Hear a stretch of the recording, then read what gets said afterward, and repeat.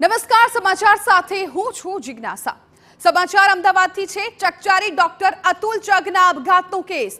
સાંસદ રાજેશ ચુડાસમાના પિતા નારણ ચુડાસમાએ હાઈકોર્ટમાં કરી આગોતરા જામીનની અરજી।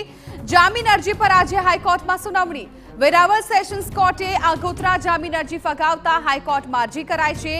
ડોક્ટર અતુલ ચગ આપઘાત કેસમાં નારણ ચુડાસમા આરોપી છે।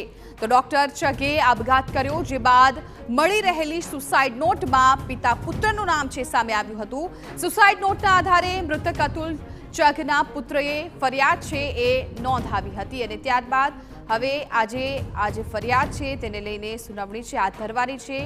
અમારા સંવાદદાતા રોનક વર્મા વધુ જાણકારી આપી રહ્યા છે। રોનક, જિજ્ઞાસા, થોડા સમય અગાઉ વેરાવળના પ્રખ્યાત જે તબીબ છે ડોક્ટર અતુલ ચગ, તેમના આપઘાતનો મામલો સામે આવ્યો હતો અને આપઘાત બાદ જે પ્રમાણે પોલીસ તપાસ આગળ વધી અને જે પ્રમાણે આ સ્ક્રીન ઉપર પણ જોઈ શકો છો તેમ એક જે સુસાઇડ નોટ છે તે હાથમાં આવી હતી અને જે હાલમાં પણ સાંસદ છે અને ફરી એક વખત જેમને ટિકિટ આપવામાં આવી છે તે રાજેશ ચુડાસમા અને તેમના પિતાનું નામ આ સમગ્ર આપઘાત કેસમાં સામે આવ્યું હતું અને જે રૂપિયા છે તેની લેતી દેતીનો પણ મામલો સામે આવ્યો હતો।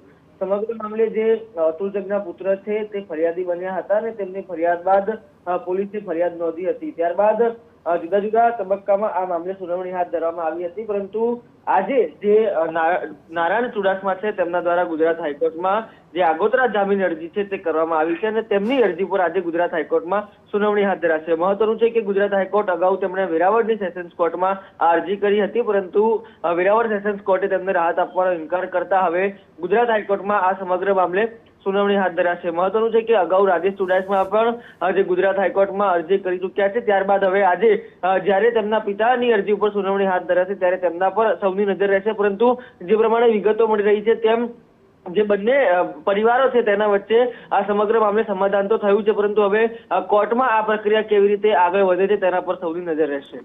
બિલકુલ રોનક, આભાર સમગ્ર માહિતી બદલ। તો નારણ ચુડાસમા કે જેમણે જામીન અરજી છે કરી છે ને આ જ અરજી પર આજે કોર્ટમાં સુનાવણી છે હાઈકોર્ટમાં એ થવાની છે।